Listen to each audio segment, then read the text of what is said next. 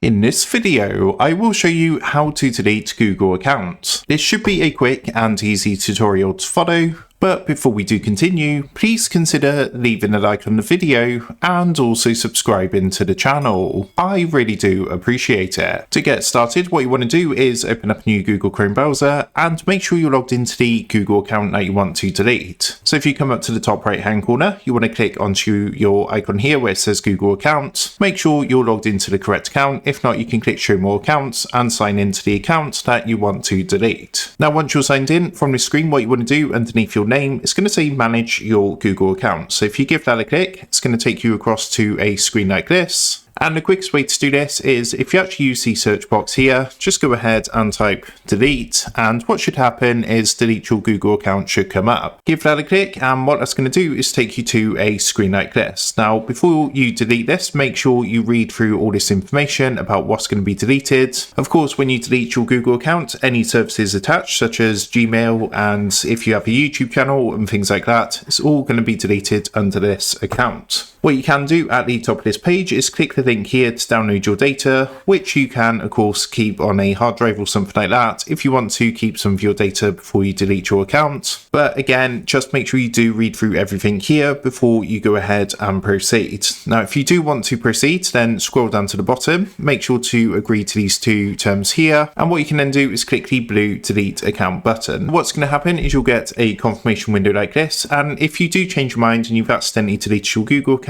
as you can see, you do have a short window to try to recover it. So if you do go through this process and change your mind, make sure to come and click this button as soon as possible to see if you can then attempt to recover your account. But that is how to delete your Google account. So with that being said, I hope this quick tutorial did help you out today. And if this did help you out, I would really appreciate it if you was to consider dropping down below the video, leaving a like, and also subscribing to the channel. With that being said, I just want to take a minute, thank you guys for watching this quick tutorial, and I will see you in the next video.